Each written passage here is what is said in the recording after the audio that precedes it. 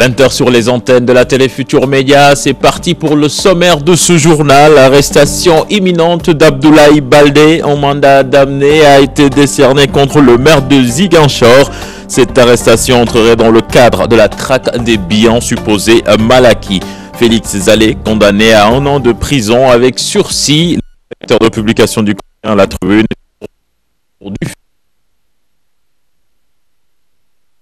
Gérant Diop de Dakar, étudiants et forces de l'ordre se sont frottés. Bilan de nombreux blessés et des biens saccagés. Et puis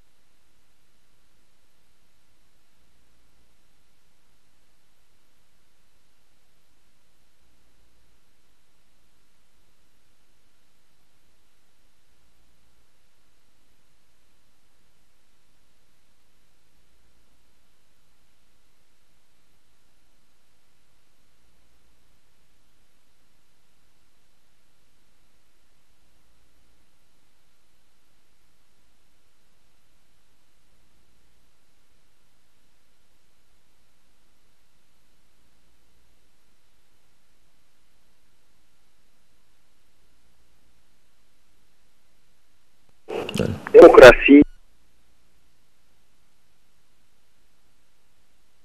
voir des preuves, puisque priver quelqu'un de liberté, c'est stigmatiser une communauté. Vraiment, le régime à se ressaisir avant qu'il ne soit trop tard et avant qu'on ne déstabilise notre pays, parce que la résistance va s'organiser. On va prendre comme ça que Macky Sall, qui ne sort de nulle part, vienne se comporter en dictateur et en roi dans un pays à plusieurs siècles d'histoire démocratique et de respect de la règle de droit. C'est tout ce que je dis. Moi, je ne dis pas qui a fait, qui n'a pas fait, mais qu'on n'a pas le droit de priver un citoyen de sa liberté tant qu'on ne tient pas les preuves. Mais Dieu lui-même, qui est tout puissant, comment il te donne tes preuves? Il te dit, Iqra kitabaka kafa bi nafsika al-yawma alayka hasiba. Lis ton livre, tu te suffis comme ton propre comptable. Parce qu'avant de te condamner, il te donne sous les yeux la preuve irréfutable de ta culpabilité. Mais par un adversaire politique, on invente n'importe quoi, des mensonges, n'importe quoi. Et sur cette base-là, on t'arrête, après on regarde, après on te dit non, non, t'as rien fait, après on envoie nuitamment des gens dans la prison te voir pour négocier des considérations. Moi j'ai vécu tout ça, c'est indigne de notre République, c'est indigne de notre démocratie. Alors, merci, merci Ibrahima Kane. Donc, c'était le maire de Thiès, Idrissa Seck, au domicile d'Abdoulaye Baldé. Direction Ziguinchor, à présent, pour y retrouver Boubacar Diassi, notre correspondant permanent là-bas. Alors, Boubacar, vous êtes en ligne. Diassi n'est pas encore en ligne. Alors, Sarah, donc, je disais, en mandat d'amener un terme que l'on n'entend pas souvent. Parfaitement, cher Tidiane. Quelques éclairages donc sur ce terme mandat d'amener. C'est une procédure qui survient à la suite d'un refus de répondre à un mandat de comparution, c'est-à-dire une convocation. Alors là, la loi s'impose la force. C'est ce qui explique donc la présence de la gendarmerie chez Abdoulaye Baldé. Et selon Maître Baba Diop, avocat à la Cour, Abdoulaye Baldé, en tant que maire, peut être cueilli à tout moment, mais en tant que député, son immunité parlementaire doit d'abord être levée. Nafissatou Silla, compte rendu. Un mandat d'amener est décerné à Abdoulaye Baldé pour comparaître devant la justice, mais un mandat d'amener survient toujours après une convocation à laquelle on n'aurait pas répondu. Ce mandat est délivré lorsque, à la suite d'une convocation ou bien d'un mandat de comparution, une personne inculpée refuse de déférer à la convocation ou au mandat de comparution. Alors, dans pareille occurrence, le juge d'instruction, conformément à l'article 112 du Code de procédure pénale, décerne un mandat d'amener, c'est-à-dire il donne un ordre à la force publique de contraindre quelqu'un à venir répondre. Selon Maître Baba Diop, avocat à la Cour, la présence des gendarmes chez Abdoulaye Baldé aurait une explication. On ne l'a pas encore arrêté pour quoi que ce soit. On l'a juste contraint à venir répondre au juge d'instruction. Je pense que si on se rappelle de Karim Wade, lui, il a été cueilli quelques heures seulement après le dépôt de ses justificatifs. Abdoulaye Baldé, député et maire de Ziguinchor, devra déférer à la convocation car il ne bénéficie d'aucune immunité. Il n'y a qu'à la loi qui est au-dessus de tout le monde. Malheureusement, le maire n'a aucune immunité. Un maire peut être arrêté à tout moment, poursuivi, détenu, etc. Donc, sa qualité de maire ne pose pas de problème. Et ensuite, tout le monde savait qu'il y avait une procédure qui était enclenchée contre lui. Et rien n'empêche de déclencher les poursuites et après de voir si la personne bénéficie d'une immunité et le cas échéant, quand même, essayer d'initier la procédure pour lever son immunité et de continuer les poursuites. Pour rappel, Abdoulaye Baldé est poursuivi pour des biens supposés mal acquis, évalués à 5 milliards de francs CFA. Nafissatou Silla, merci. Je vous le disais tout à l'heure, notre correspondant permanent à Ziguinchor est en ligne. Boubacar Diassi, bonsoir. Bonsoir. Alors Boubacar, comment est-ce que cet événement a été accueilli à Ziguinchor? Oui, il faut dire qu'après l'annonce d'une imminente arrestation de leur maire Abdoulaye Baldé, les Ziguinchorois ne sont pas sortis pour donner leurs impressions sur la question. Cela est certainement dû à la pluie diluvienne qui s'abattait et qui continue d'ailleurs de s'abattre sur la capitale sud. N'empêche, les partisans d'Abdoulaye Baldé, notamment ceux de la coalition IDZ Kadjamor, qui l'a porté à la tête de la mairie de Ziguinchor, sont sortis massivement pour assister au point de presse organisé à l'hôtel de ville par le premier adjoint d'Abdoulaye Baldé en la personne de Seydou Sané, lequel a appelé les partisans et sympathisants d'Abdoulaye Baldé à plus de sérénité. Selon lui, ils ont confiance en la justice de ce pays. Pour sa part, Taïbou Diédiou, l'autre adjoint au maire qui a pris la parole, a nommément taxé le procureur Aliounda d'acharnement sur la personne d'Abdoulaye Baldé. Il a promis qu'il utiliserait tous les moyens légaux, tous les moyens légaux, je cite, pour en découdre avec le procureur Aliounda Diao. Voilà, merci Boubacar Diassi. Donc, nous reviendrons donc sur cette affaire dans notre bulletin d'information de 0h. Abdoulaye Wilane, maire de Kaffrine, trouve incompréhensible la manière de procéder des autorités. Il estime qu'il y a manque de communication de la part de l'État du Sénégal sur le mandat d'amener décerné au maire de Ziguinchor, une situation qu'il désapprouve vu la responsabilité, donc les responsabilités de la personne concernée. Je propose de le suivre. Il est avec Lamine Diédiou. Incompréhensif le mandat d'amener décerné Abdoulaye Baldé cet après-midi à son domicile. C'est du moins l'avis du maire socialiste Abdoulaye Wilane. Ce dernier désapprouve totalement la manière de procéder des autorités. J'arrive même pas à lire, j'arrive même pas à lire ce qui se passe parce que j'entends, comme tous les Sénégalais, à travers les radios, que des hommes de loi se seraient rendus chez le ministre d'État, député à l'Assemblée nationale, maire de Ziguinchor, Abdoulaye Baldé. Qu'est-ce qu'ils y font? Pourquoi? Personne ne sait, moi je ne sais pas. Et tout de suite, le peuple, l'opinion est amatée comme quoi, Manu Militari, les gens chercheraient à le prendre, à le cueillir. Je dis, moi je ne comprends pas, il y a quelque chose qui ne tourne pas en rond. Pour le maire socialiste, le peuple sénégalais serait mieux édifié s'il y avait une bonne communication autour de cette affaire. Nous avons le droit à l'information. Le peuple sénégalais, les citoyens de la ville de Dakar, ses administrés à Ziguinchor, ses voisins, ses amis, et même ceux qui ne sont pas ses amis, ont le droit de savoir que nous reprochetons de quoi il s'agit à la place des autorités judiciaires ou policières. En tout cas, je me ferai fort de communiquer, d'informer le peuple sénégalais, parce que sinon, c'est la porte ouverte à des supputations, à des dérives. Pour l'instant, ce n'est qu'un simple mandat d'amener qui est décerné au maire de Ziguinchor. Reste à savoir si un mandat d'arrêt s'en suivra. Merci beaucoup Lamine Diédiou. Le journaliste Félix Zalé condamné à 1 an d'emprisonnement avec sursis plus 100 millions de francs CFA d'amende. À la barre, le directeur de publication de la Tribune a reconnu les faits de diffusion de fausses nouvelles qui lui sont reprochées et a présenté ses excuses. Le procès s'est déroulé ce matin au palais de justice de Dakar. Compte rendu Salimata Aosek. 10 heures d'attente pour connaître le sort du journaliste de la Tribune. 1 an d'emprisonnement avec sursis et une amende d'1 million et la publication du jugement dans 5 quotidiens. L'un de ses avocats s'en félicite. Aujourd'hui, au moins, tout le monde s'est apaisé. Vous-même, vous avez senti lorsque la sentence a été prononcée, tout le monde s'est apaisé. Nous nous sommes battus sur ça.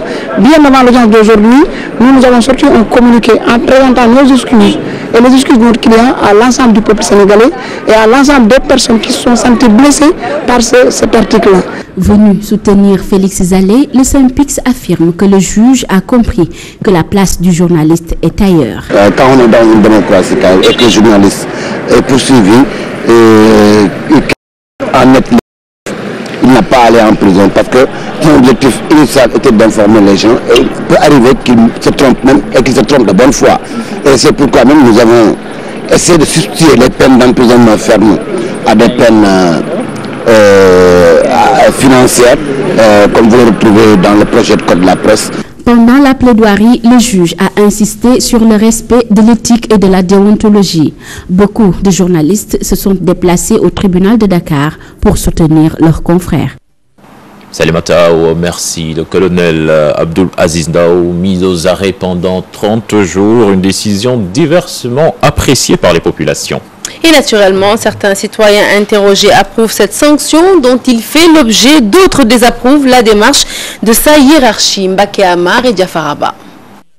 Mis aux arrêts depuis hier suite à la publication de son livre pour l'honneur de la gendarmerie nationale, le colonel Abdoulaye Aziz Ndao occupe toujours les rampes de l'actualité. Toutefois, les avis des Sénégalais sont partagés sur la question. L'arrestation du colonel Ndao, je pense qu'elle est bel et bien justifiée. Si le colonel Ndao a été arrêté, c'est parce que, par exemple, il a divulgué ce qu'on appelle des secrets d'État. Divulguer ce qu'on appelle ces secrets d'État aussi, c'est plonger aussi le pays dans une tension. Et je pense que son arrestation est quelque chose de très normal.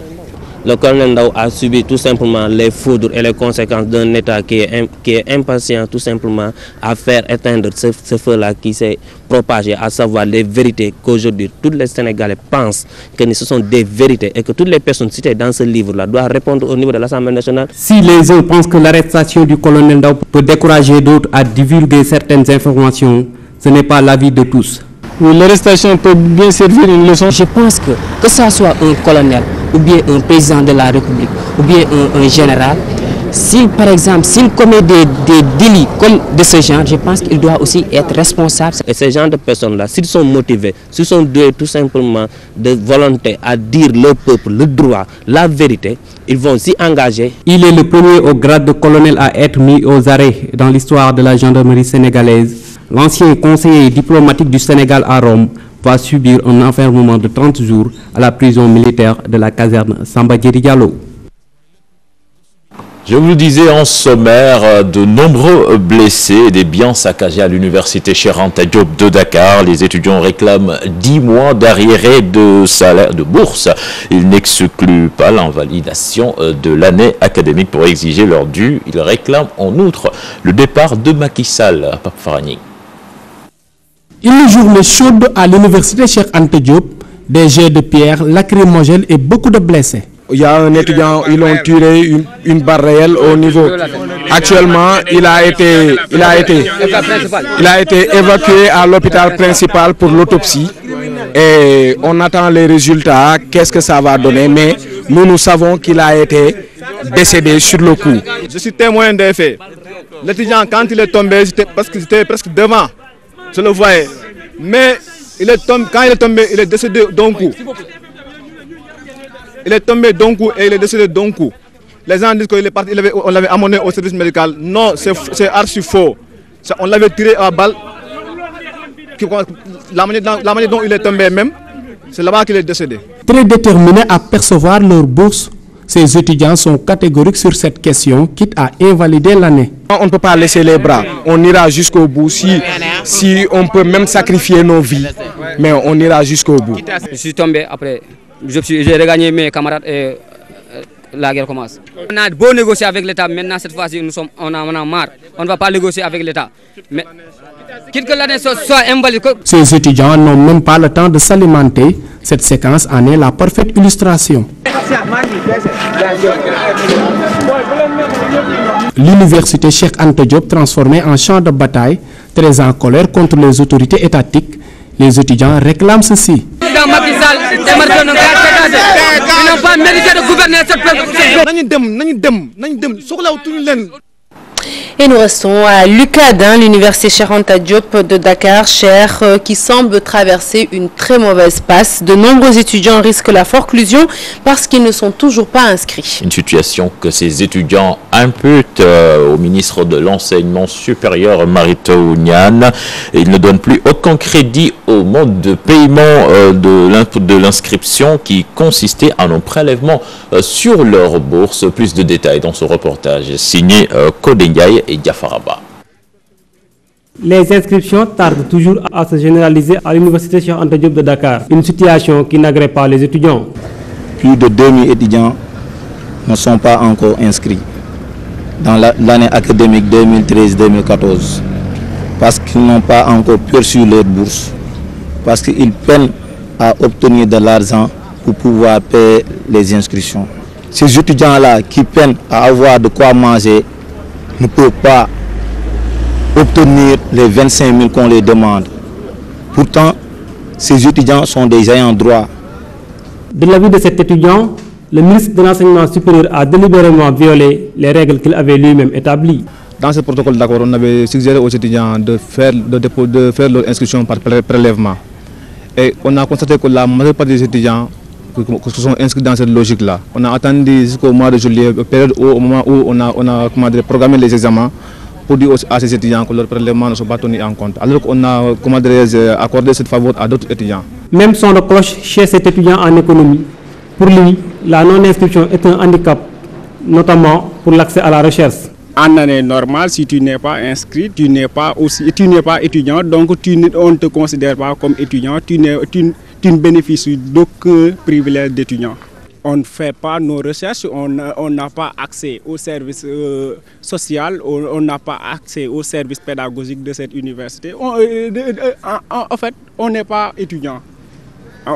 Si tu n'as pas de carte, tu n'es pas étudiant. Pour faire face à cette injustice dont ils disent être victimes, ces étudiants comptent mener le combat jusqu'au bout.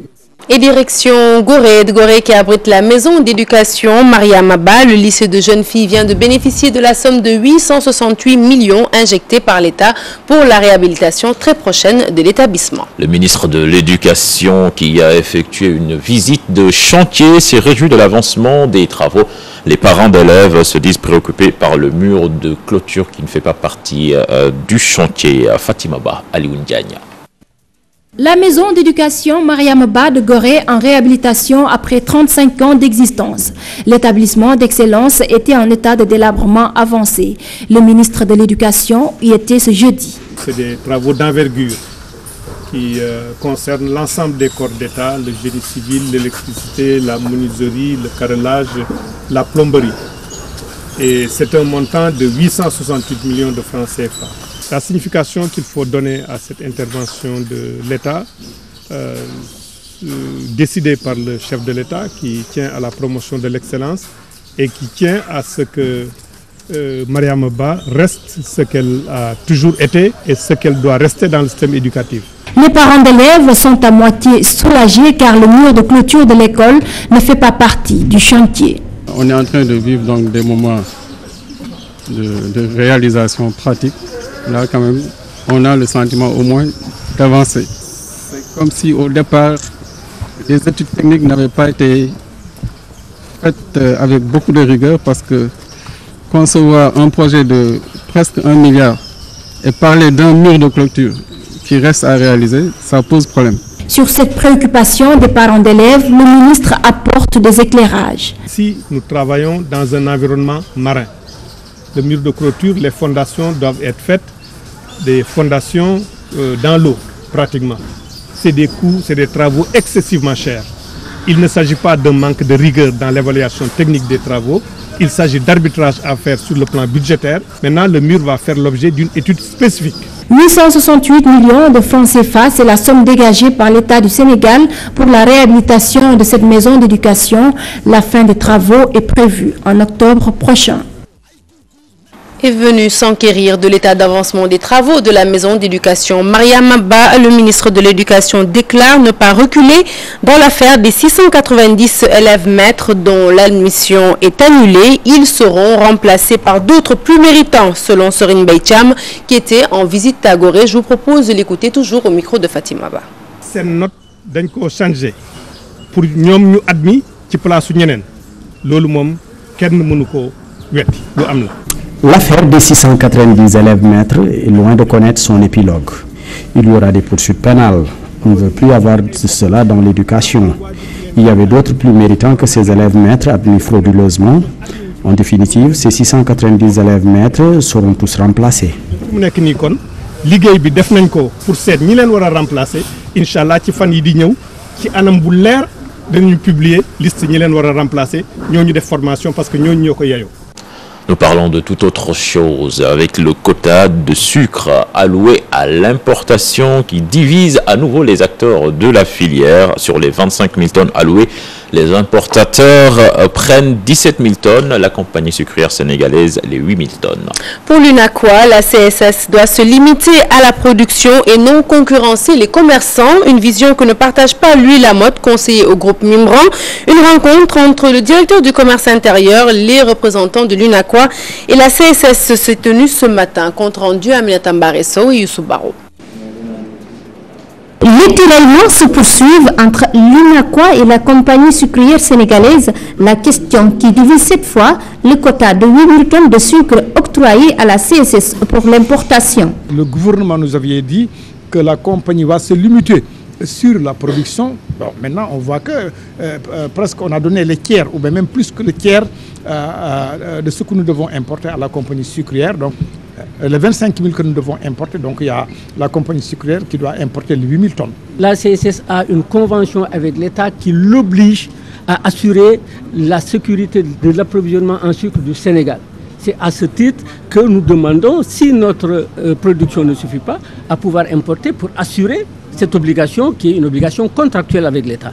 17 000 tonnes allouées aux importateurs à la place des 60 000 tonnes allouées l'année dernière. L'Union nationale des commerçants et industriels du Sénégal juge ce quota trop faible. Le quota que nous devons importer a beaucoup diminué par rapport à l'année dernière parce qu'il a dit nous étions à 50 quelques mille tonnes ou 60 quelques mille tonnes. Aujourd'hui, on nous parle de 17 000 tonnes, donc c'est trop petit. N'ont pas vu une évolution de la production qui justifie cette diminution. La compagnie sucrière sénégalaise, pour sa part, indique que l'autorité de régulation a essayé de corriger des manquements enregistrés au cours de la campagne 2013. L'année dernière, on nous a interdit de le faire, c'était anormal. L'État s'en est rendu compte, on a mis à genoux la CSS, et cette année, on a rétabli, on n'a même pas rétabli, puisque tous les ans, c'est nous qui couvrions pour au moins 75%. La campagne d'importation de sucre démarre en septembre. Les importateurs en ont jusqu'au mois d'octobre. Aminata Mbaresso, la SCOSEN présente à la rencontre prône la mise sur pied d'une industrie sucrière concurrente à la compagnie sucrière sénégalaise. L'UNACOIS, pour sa part, annonce des avancées dans son projet de mettre sur pied une usine de production de sucre. Je propose d'écouter Momat Sissé et Ibrahim Lo, tous deux interrogés par Aminata Mbaresso. Mais comme vous le savez, ce n'est pas une chose facile. Ça va nécessiter des études, ça va nécessiter des partenaires. Donc nous sommes là-dessus. Je pense que Soupa, donc peut-être que d'ici, je ne peux pas vous donner un délai fixe, mais nous sommes sur le projet et Inch'Allah, ça va se réaliser parce qu'on ne peut pas faire du sucre au Sénégal sans pour autant cultiver la canne sur place. On aura 2 usines au moins et il y aurait une concurrence. Mais tant qu'il n'y aura pas une concurrence, franchement, on ne peut pas jouer sur les pieds. Donc, l'UNACOIS doit vraiment s'aventurer vers la production. Nous parlons politique à présent avec la mise sur pied de la CA 2017 du côté de l'APR. Parti au pouvoir, on ne se sent nullement ébranlé. Pour le PDS, il n'est nullement question d'entrer dans une quelconque coalition pour le moment. Donc c'est un sujet signé à Fatou Bintou Conté et Modou Diop. Ça c'est que le leader du parti Réuni est en train de faire des consultations afin de mettre sur pied une coalition pour les élections présidentielles de 2017, appelée CA 2017, coalition alternative. Une coalition qui laisse indifférent le parti au pouvoir, l'APR. L'APR quand même procède d'un constat par rapport à une situation qui a des avantages. Mais concernant M. Seck, donc la cigale, donc mon ami et frère, nous œuvrons toujours quand même en employant la démarche de la fourmi, donc libre aux cigales, quand même de chanter tout l'été.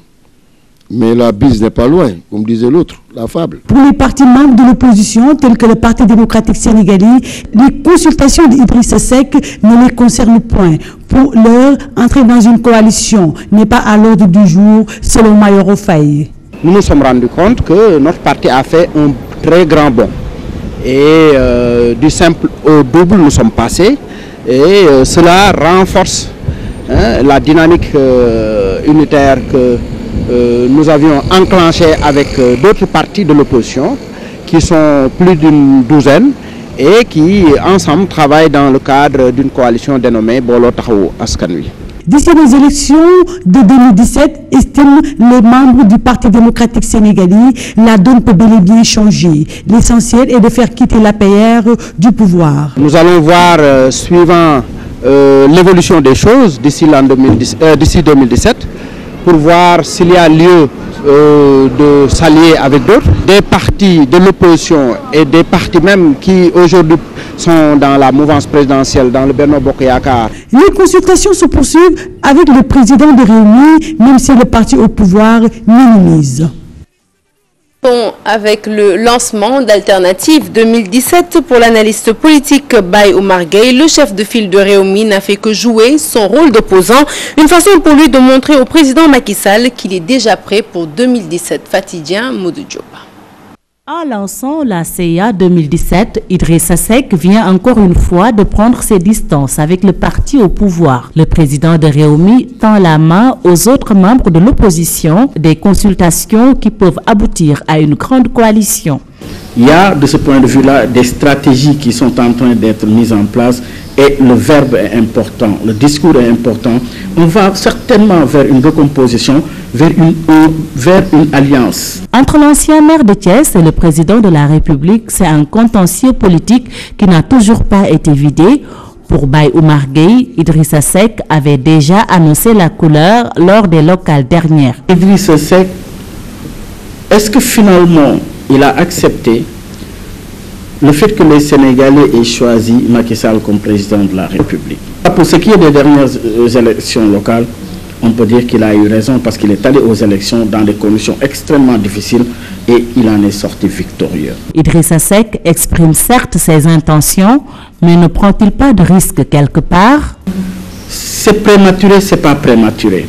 C'est prématuré parce que se battre contre un parti au pouvoir, c'est se donner les moyens. Quand je dis se donner les moyens, c'est avoir l'argumentaire, mais aussi c'est avoir les moyens pour, premièrement, faire le tour des régions les plus reculées, parler aux Sénégalais de façon constante. Pour l'heure, le président de Rewmi continue ses consultations. L'opposition se retrouvera-t-elle dans sa plateforme? Aura-t-il l'argumentaire qu'il faut pour convaincre le peuple sénégalais? Le temps nous édifiera sur ces deux questions. Fatih Dieng, merci. Le ministre de la Justice, Maître Sidiki Kaba, suite aux allégations graves relatives aux manquements déontologiques et des faits de corruption dont le journal L'Observateur, dans sa parution de ce jour, a pris la décision de saisir l'inspection générale de l'administration judiciaire pour faire la lumière sur cette affaire qui impliquerait des juges de la Cour d'appel de Saint-Louis à l'issue des investigations qui seront diligentées par l'IGAJ. Donc le ministre de la Justice assure qu'il prendra les décisions adéquates. C'est un communiqué signé le garde des Sceaux, ministre de la Justice, Maître Sidiki Kaba. À présent, le dossier du jour porte sur les certificats médicaux donc, et la façon dont ils sont délivrés. Sarah, on remarque que la complaisance et la corruption prennent de l'ampleur dans ce secteur. Tout à fait, cher Tidiane, mais des sanctions ordinaires et pénales sont toutefois prévues dans le code déontologique pour les fraudeurs qui s'adonnent à de telles pratiques. C'est un dossier signé Fatou Kinedem et Adama Gueye. Autre critère permettant à un médecin de délivrer un certificat médical, l'inscription de ce dernier à l'Ordre national des médecins. La délivrance de ce document nécessite obligatoirement des examens cliniques. Et quand on examine le patient, il faut mettre la date, son nom, c'est en cas son identité, les résultats de l'examen clinique, parfois l'examen paraclinique si on obtient des radios ou bien des analyses, et la durée de l'invalidité et faire une signature. Le certificat ne doit pas être délivré sous l'influence du plaignant. Si l'exercice se fait de façon illégale, le médecin peut être poursuivi devant le Conseil de l'ordre. Ces sanctions, dans un premier temps, c'est un avertissement, ensuite le blâme, ensuite la radiation temporaire et enfin la radiation définitive. Ces sanctions prévues dans le code déontologique peuvent être encore plus lourdes. Si la corruption est à la base de cette de cette faute, c'est-à-dire de certificat médical qui a été établi sans pour autant que le certificat reflète la réalité, les sanctions sont doublées. Il s'agit de 2 ans à 10 ans de prison ferme. Il est lui aussi passible de sanctions. L'employé qui cherche à tromper son patron en lui fournissant un certificat médical de complaisance, une pratique à bannir. Aller chercher un certificat médical de complaisance pour ne serait-ce aller faire ses activités ou bien rester à la maison ou bien se vaquer à d'autres occupations, moi je pense que c'est vraiment pas honnête du tout. Donc il faut que l'État sévisse et puis les autres entreprises ou bien les sociétés sévissent aussi. Par ailleurs, les experts dénoncent la violation du secret professionnel, surtout quand il y a suspicion sur la fiabilité du document médical. À mon avis, ce n'est pas normal que chaque fois quand on fait une expertise, que les résultats de cette expertise se retrouvent dans la presse. D'ailleurs, ça, ce n'est pas normal. Il y a une violation du secret médical. Dans tous les cas, on note une légèreté dans la délivrance des certificats médicaux. Beaucoup se le procurent alors qu'ils n'y ont pas droit.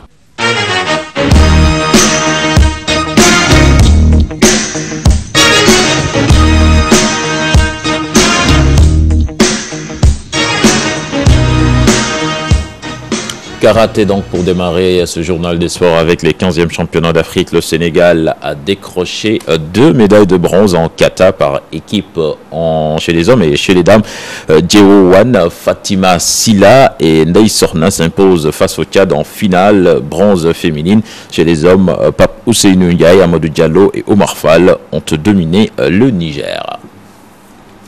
1200 lumens, c'est le nombre exprimé par les autorités pour les besoins en éclairage du stade de Léopold Sédar Senghor pour la rencontre Sénégal-Égypte du 5 septembre prochain. Pour le moment, seuls 126 projecteurs sont installés, dont 68 à la tribune couverte. Suivons les explications de Pape Ibrahima Faye. Il est interrogé par Chertidiane John et Mardia. La situation aujourd'hui, elle est là, ça se voit. Aujourd'hui, on a constaté une amélioration, une nette amélioration même de l'éclairage du stade. Et jusqu'à présent, on est en train de progresser. On a évolué sur le côté couvert, maintenant il reste le côté découvert. Et d'ici le 15, on aura l'ensemble des projecteurs allumés, et ce qui constituera un éclairage bien amélioré par rapport au prochain match. Il y a actuellement 68 côtés couverts et 58 côtés découverts. Et il reste encore, on a des projecteurs à monter d'ici demain. On a 10 à mettre sur l'autre côté. Vous verrez que ça va s'améliorer. Actuellement, on a largement la luminosité pour pouvoir jouer un match. Et puis la pelouse du stade Léopold Sédar Senghor commence à prendre forme. Le chargé de l'entretien de la pelouse donne des assurances. Mathieu Choupin révèle qu'un système d'irrigation d'eau correct a été installé pour l'arrosage de l'aire de jeu. Je vous propose de suivre ces explications au micro de Chertidiane John et Mardia. En 2 mois et demi, on est vraiment très satisfait. Premièrement, on a une couverture végétale qui est aujourd'hui de 100%, donc c'est très important bien sûr. Deuxième chose, on a un enracinement, on l'a montré tout à l'heure à Monsieur le Ministre, un enracinement de très bonne qualité, et ça c'est très important également. Maintenant, on a fait encore un travail de fertilisation il y a quelques jours, un travail d'aération, et maintenant on va terminer par plusieurs passages de rouleau pour vraiment affiner toutes les petites imperfections.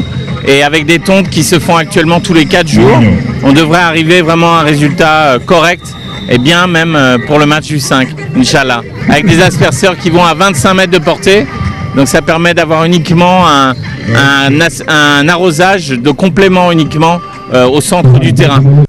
Voilà quelques informations à présent sur le classement FIFA. Le Sénégal gagne 3 places dans le dernier classement FIFA. Les Lions sont désormais à la 10e place en Afrique et occupent le 59e rang dans le monde. L'Égypte, ce prochain adversaire du Sénégal, est lui à la 5e place en Afrique et se trouve au 38e rang au niveau mondial. Un classement FIFA dominé par le trio Allemagne, Argentine, Pays-Bas. Voilà, Chertidiane, c'était tout pour la page des sports. C'est tout également pour ce journal, Sarah Cissé. Bonne fin de soirée à toi.